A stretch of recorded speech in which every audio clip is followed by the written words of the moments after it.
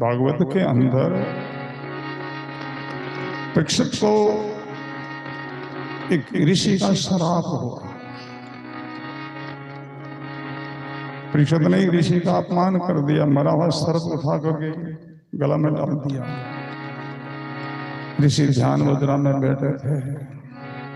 उनका शिष्य कहीं बाहर भिक्षा में गए, वापस आया, गुरु जी के गला में वो श्राप देखा, विचार किया किसने श्राप डाला, हमारा गुरु जी का कितना अपमान किया है, तो श्राप दे दिया। यही सर्प तक्षक बंद करके 7वें दिन को काटेगा, उनकी मृत्यु हो गई। ऐसा श्राप दे दिया।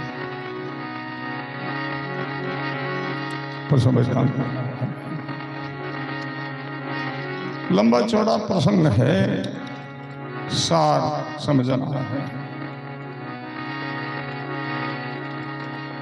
परीक्षित को बड़ा भय हुआ, मौत से बड़ा डर लगा, मर जाऊंगा, बड़ा भयभीत हुआ। खाना पीना सोना सब छूट गया, घर छूट गया, परिवार छूट गया, सत्ता छूट गई, जंगल में चला गया, मौत से भयभीत हो गया।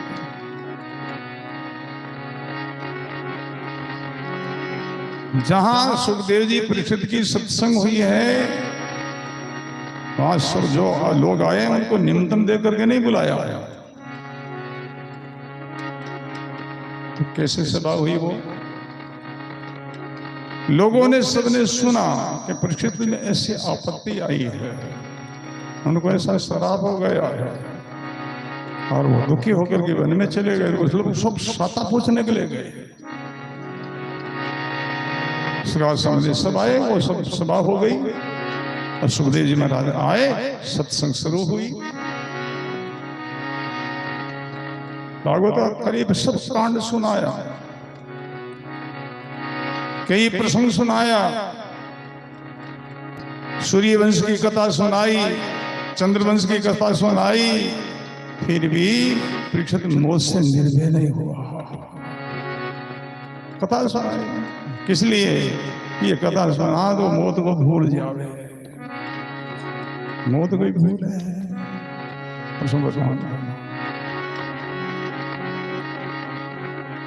शरीर में कोई पीड़ा होवे, उन पीड़ा को भुलाने के लिए कोई अपने को चर्चा करे, कुछ कहे तो क्या भूल सकते हैं?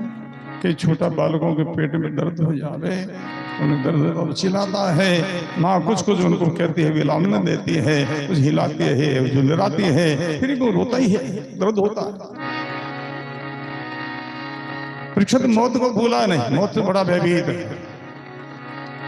1 दिन बीता, 2 दिन बीता, 3 दिन बीता, 4 दिन बीता, 5 दिन बीता, 6 दिन बीता, 7 दिन की भी कुछ कथा सत्संग हो गई, फिर भी मौत से बड़ा भयभीत है। तो थोड़ा सा समय बचा है, परीक्षक आने वाला, काटने वाला, मृत्यु हमारी होने वाली। तब सुखदेव जी महाराज ने फिर परीक्षित को आत्मज्ञान सुनाया है। आत्मज्ञान सुनाया है। परीक्षित, मौत से क्यों डरता है? तुम्हारी मृत्यु नहीं होगी है? हाँ, तुम्हारी मृत्यु नहीं होगी, तो फिर किसकी होगी गुरुदेव? बोले जिनका जन्म है उनकी मृत्यु होगी। जन्म किसका? बोले शरीर का। मैं कौन हूं? तुम शरीरधारी जीवात्मा हो। बोलो राम। शरीर का जन्म है, शराब भी शरीर को हुआ है, और शरीर को काटेगा, तब इनकी मृत्यु शरीर की होगी। तुम शरीर नहीं हो, तुम जीव आत्मा अमर हो।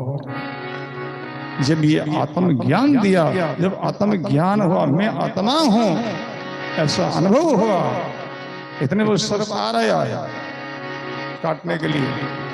ऋषि का श्राप तो पूरा होना ही है। परीक्षित जी निर्भय होकर के सामने पैर फैलाया, सर्प शरीर को काटे, मृत्यु शरीर की होगी, मैं शरीर नहीं हूं, मैं शरीरधारी जीव आत्मा हूं, अमर हूं। ये ज्ञान और आत्मज्ञान हुआ तो परीक्षित जी मौत से निर्भय हुए हैं। वही ज्ञान अपने को पाना है। अभी ये चर्चा हुई है, चर्चा सुने हैं, ये ज्ञान सुखदेव जी ने परीक्षित को दिया था, और अंत जो महात्मा अपने शिष्यों को ये उपदेश दिया। बड़े भागे लोग समझ गए, अबोध हो रह गए। बोलो